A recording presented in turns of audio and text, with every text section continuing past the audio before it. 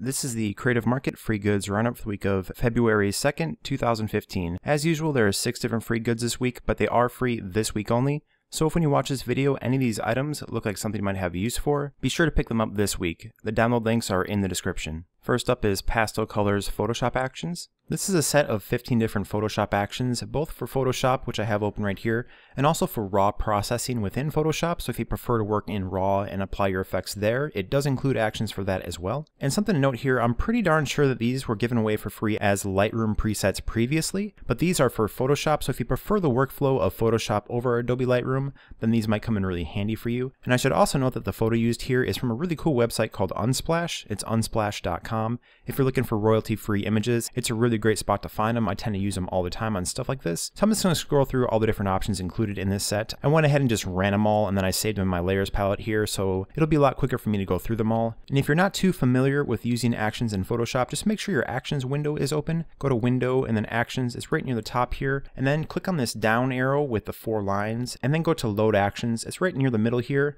Just click that and then select the action that is in the download to load these, and once you do that, a folder will appear called Pastel Tone by BArt, and inside that folder you can just have your image open, click on any one of these different 15 options here and hit the play button near the middle, and that'll just automatically apply these effects to your image. So first, this is the standard image. This is the stock image without any effects applied, just so you can kind of see how this looks. And I'm going to very quickly go through all these 15 different options here. So this one's called True Vision. It's a very cool vintagey effect. This one's called Shades of Cranberry, which gives it a color wash kind of blue look to it. A lot of these effects have a very interesting color wash effect to them. This one's called Soft Light, which just softens the image up a little bit. If I turn on the original one right here, you can see it's much more contrasty and saturated. So this just desaturates a little bit, makes it a little bit more soft feeling. This one's called Sky Frog, and it gives everything a green wash to it. This one's called Color Rain, which really pumps up the saturation. I'll just flick on the original right here so you can see the difference. It gives it a kind of cool effect. This one's called Blue Water, which really pumps up the blue tones. This one's called English Breakfast. It's actually my favorites of the bunch. It gives it kind of a tea-colored overwash to it, which I think really works well with the name English Breakfast. This one is called Fashion Click, and this one's called French Macaroons, which really pumps up the contrast in the darker areas of this photo. If I turn on the original one right here, you can sort of see the difference between the two here, where it gives it a very cool, very bright look while maintaining the dark contrast and the darker elements. This one's called Good Morning. This one's called Happy Day. A very powerful effect here with a lot of color saturation. This one's called Happy Hour. It gives it almost a 1980s Polaroid look to me, where it has that kind of washed out brownish tone to it. This one's called Newborn. It reminds me of Happy Hour, but just a whole lot more saturated, really pumping up the contrast here. This one's called Nice Day. It does a really nice job of matting out this photo to give it a kind of vintagey, older photo look. And here's the last one called Rainbow, which is a very faded look. Kind of interesting name for a faded look here. But if I compare it to the original photo here, you can see that it has a really powerful effect on the overall appearance, where a lot of times if you put images on the web, you don't want the image to be really overpowering like this one could be. So when you really fade things out like this, a lot of images can work much better when you have type placed over them or something similar to that. So that's it for these actions, and do remember it also includes raw actions. So if you want to process your photos in raw and apply the effects right there instead of post like this, that is an option as well. So if these actions look like something you might have use for either now or in the future, be sure to pick them up this week. Next up is Mezzo, a Parallax Muse theme. So this is a theme for Adobe Muse, and I haven't actually personally used Adobe Muse before, but from my understanding, it's designed to make creating web pages much easier, and when you have a theme to start with, hopefully it'll be even that much easier to get something really cool out the door very quickly. So I'm going to scroll down just a little bit here, and keep an eye on this cell phone off to the side here. Originally I thought it was something you could click and kind of see how this looks on a mobile device, but actually it's just part of an animation. So as I scroll down here, a cell phone comes in from the left as well as a tablet from the right to create this really cool animation here as you scroll up and down. And I should note that this theme is not responsive. I noticed that's a trend with Muse templates. I'm not sure if Muse has the functionality built in to create responsive websites or not, but it is worth noting that this will probably be best used when viewed on a desktop or a similarly large device. And this is a very, very straightforward theme. I'll just scroll down here so you can see what's included, but it is a parallax scrolling theme, which means everything is on a single page here. So as you scroll down here, you'll see the contents of the entire website. It has a little feature bar at the top here going over the features of this particular theme, but you could change this out to be services you provide or something similar to that if you want to customize this. Here's a great spot to show off the members of your team or just yourself if this is a personal portfolio. And it also has social icons for each individual team member, which I actually really like. It's nice when you can do that, as well as a great spot for a small snippet of text for the people that you're talking about. If you watch this type right here, you'll see that it's on a slideshow animation, so I think that's a really cool personal touch to this, where you can scroll through different types of text if you want to make this a little bit more interactive experience. Here's the portfolio section. On these images, there's little back and forth arrows where you can scroll through different objects. They're a little bit hard to see on some of these images since the type is white, and then some of the images are also very bright, but you can scroll through these either backwards or forwards, and you could have a whole bunch of different stuff to show off in these. One thing I thought was a bit strange is I can't click on this or click on the type in any way to go in a little bit deeper and be brought into a specific page for, let's say, either your photography or design work, and you could explain a little bit more and have a few more images. Although I'm pretty sure if you wanted to, you could somehow make this type link to another item if that's something you want to do, and I'd recommend doing that. I always think it's a nice touch when people can actually go in there and see a little bit more about a project than just the images themselves. There's a cool pricing table right here that's very common with either monthly subscription items or, let's say, web hosting, stuff like that, where you have a standard monthly fee and then it's broken in different tiers. And at the bottom here we have a map as well as a contact section with name, email, and then a message. A nice spot right here to add in some extra personal text if you want to kind of explain how people can best contact you, as well as phone number, email, and address. One cool thing about this map is you can actually use your middle mouse wheel and kind of scroll in or out to get a little bit better idea of the area that this person or company might be located in. But that's it for this theme. It's very straightforward, as I said before. If you're looking for a very lean portfolio or showcase for your work or products, this is a really good starting point, because really focused websites like this tend to get people to the information that really matters very quickly. So if this theme looks like something you might have use for, be sure to pick it up this week while it's still free. Next we have watercolor flowers. So the set includes 21 different watercolor images of flowers in PNG format, and I have them open inside Adobe Photoshop here to show them. And if I go to image and then image size, these are relatively small at 500 by 800 pixels. That does change a bit from image to image, but in general, I think these would be best suited for either web use or if you want to print them out. I'd be sure to use a lot of the different smaller images and don't blow them up really huge to fit like a huge poster, for example. I'd use these on like greeting cards or other smaller stationery that don't require really huge source files. And this is at 100%. If I zoom into 200% here, you can get a little bit better look at them. It does start to pixelate a little bit as I zoom in really close, so I'm going to try not to get in too close to these, but I do really enjoy these. I think there's a nice and diverse selection of different things here, so I'm going to scroll through a few of the different options here so you can get a better idea of what's included. This is a very cool flower, and you can see some really nice color interactions here where the pink tones overlap on the green to give it that really nice blended watercolor effect. I'll zoom on to the next one here. So this is kind of a combination of either flowers, leaves, or buds like this one. So there's a nice selection of different things to pick from here, and all these work really well together. So if you want to create a custom arrangement of different elements, you could certainly do that. I think all these would work fantastically well together in a flower arrangement of some sort. And there are plenty of different types of elements included here, from just the branches like this one or this one where you could use this on the left and this one on the right. And then you have elements like this one right here where the flower hasn't quite bloomed yet. And although it's still in the middle of winter right now, at least where I am, spring isn't that far off. And I think this pack would work really great, or if you want to give what you're working on a spring sort of theme, as it does show flowers not only as flowers themselves, but as they're about to sprout. So a very cool pack of different flower watercolors here, and there is a nice selection of different stuff to choose from.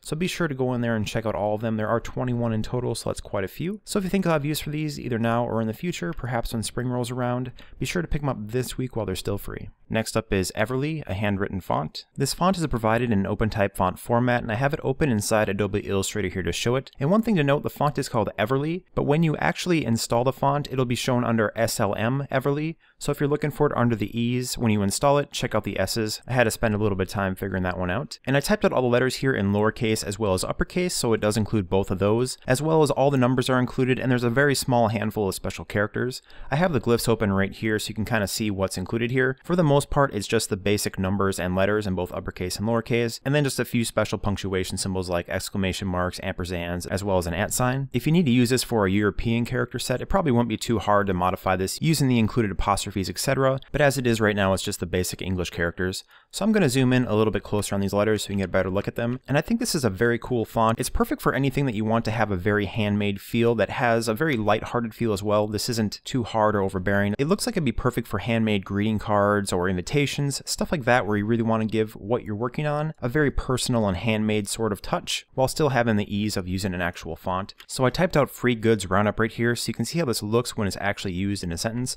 I think it does a really nice job. The stock kerning looks really good. With a handmade font, you usually have a bit more loose feel, and that works perfectly on these letters. I think it does a really nice job of giving this the impression of the actual font being handmade. And I should also note with this, I did change the stock leading a little bit. I'm just going to move this off to the side here so I can show you what the stock leading looks like. And the leading on your character window, it looks like two A's stacked up on top of each other with an arrow going up and down on the baseline. So I changed it to 76 on this particular scale of what I'm working on. But if I set this to auto, you can tell that by default it's a much larger distance between these different lines. So if you ever want to change that, just select select your type, make sure Window, Type, and then Character is open. There should be a checkbox next to it. And then at the top of the character window here at these two ways, you can just make this number a little bit smaller to push these a little bit closer together, or you can make it bigger if you want to space it out even more. But I really like this font. It does a great job of conveying that handmade feel. And like I said before, I think this would be perfect for greeting cards or invitations, anything like that that you want to have a very personal handmade touch, but you want to make sure it all looks very consistent and very professional. So a cool font, and be sure to pick it up this week while it's still free.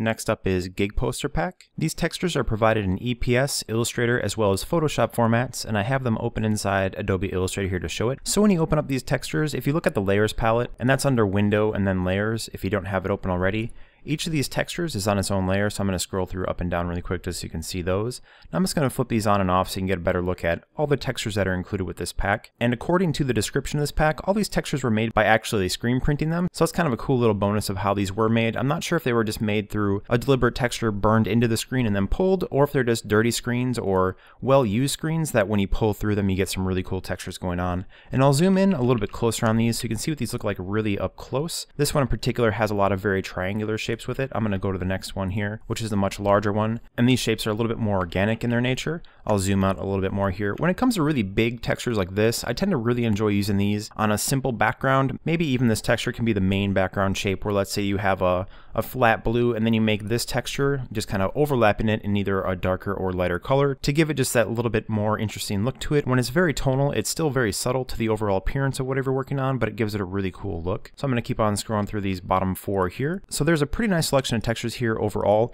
and also included in this set are two bonus textures that are halftone textures, and they're actually my favorite part of this texture pack because they're super duper cool. And here's the last one that's actually my favorite of the standard textures here, because I really like very subtle textures that add just a kind of hint of texture, whatever it is you're working on. As you can see, this is very sparse and all these are really small. So if you want to add some texture to something, but you don't want the texture to be the dominant thing that the person sees, you just want a hint of that kind of handmade feel, textures like this come in really handy for that. And these are the two halftone patterns that are included as a bonus in this set. So here's one of them, and here's the next one. And as I said before, I think these are my favorites because they have a ton of character, so I'm just going to zoom in a little bit closer here so you can take a look at how these look. I think these would look very good overlaid on top of simple silhouettes or type, or even if you just apply them over a background of an object and made this a tonal tone to the background, or even like a white, something like that, that just adds a little bit of flavor. Here's the other one. I'll show this one a little bit closer. This one has a ton of character and different kind of shapes going on inside of it, but they all have a very interesting appearance. So I think if you were to overlay this on top of some type, and then maybe give that type a solid black stroke, something like that, to make it stay really readable while having a really cool texture fill, that might be a cool way to use this. But this is a very cool pack of textures, and with it being both vector as well as Photoshop, it should be good no matter what your preference is between Photoshop or Illustrator. It has you covered both ways. So if these textures look useful to you either now or possibly on a future project, be sure to pick it up this week.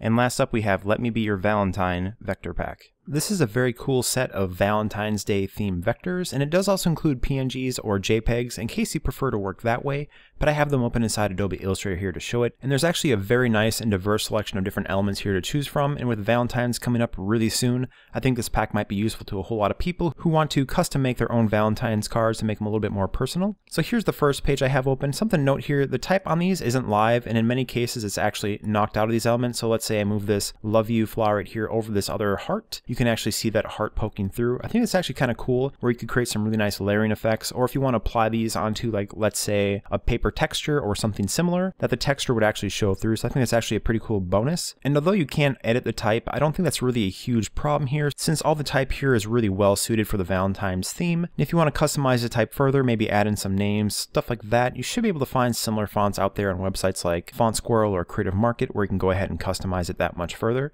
I'm going to go to the next page here. So as you can already see, this page looks quite a bit different than the previous one, and a lot of these pages are very color themed to work really well together, so you can make your own custom arrangements with all these different items. Of course, if you want to go back to this page and let's say pull this heart, I'm just going to copy this really quick. I'm going to bring it into this page, and then if you hit I on your keyboard to bring up the eyedropper, you can just select a color from any one of these different elements, so you can mix and match elements really easily that way to make sure that the color themes of what you're using works really well together. And as you can tell, this element works just as well on this page as it did in the previous one, so they should be extremely versatile. If you want to go in there and customize the colors and mix and match elements, you should be able to do that just fine. Here's the third page with a really nice pastel color theme, I'll just drop this other heart back in here once again. As I did before, I'm hitting I on my keyboard to custom select a color from this page, and as you can tell, this works just fine in here as well. So it's really cool that these are extremely customizable in that aspect, and as you can tell, the illustration style of these is extraordinarily consistent, which means you can use different elements together, and all these different elements should work very nicely together. So if I want to, let's say, just ungroup this really quick, and then delete these side flowers right here, and then I could bring in this flower right here. I'm just going to hold Alt and Shift to drag it to the side, then I'm just going to transform it, reflect it vertically here. So it makes a new custom element right here that you can tell works just fine. If you want to go in here and customize them like that, it's certainly an option. You can really make these your own when you do stuff like that. And here's the last page, one of my favorite pages, because these floral wreaths right here look really great. And of course you can select stuff like the type right here, delete it out, add in your own custom elements or custom type if you want to do that. I think that's a great way to get a whole lot more use out of these. And I actually really enjoy the illustration style of these wreaths themselves. If you look at this one right here, it's extraordinarily cleanly done illustration, very professional looking, but it has a lot of charm and character to it. So that's a pretty big thumbs up for me in terms of the amount of time and effort that went into this to make it look so nice and so unique. I don't see stuff like this a whole lot with these added little stylistic touches that kind of brings them from a more formal look that most wreaths have to a much more handmade and fun version like this one right here. So this is certainly one of my favorite items of the week, and with Valentine's coming up in just a couple weeks, I recommend that you pick this one up this week and make some stuff with it before it's too late. So that's it for this week's free goods, and remember, they are free this week only, so if you want to use any of them in the future, be sure to download them this week. The links for the downloads are in the description. And as always, if you found this video helpful, please like and favorite, and if you want to see this video every week, please subscribe. This video is released every Monday to let you know it's free this week on Creative Market. Thank you for watching.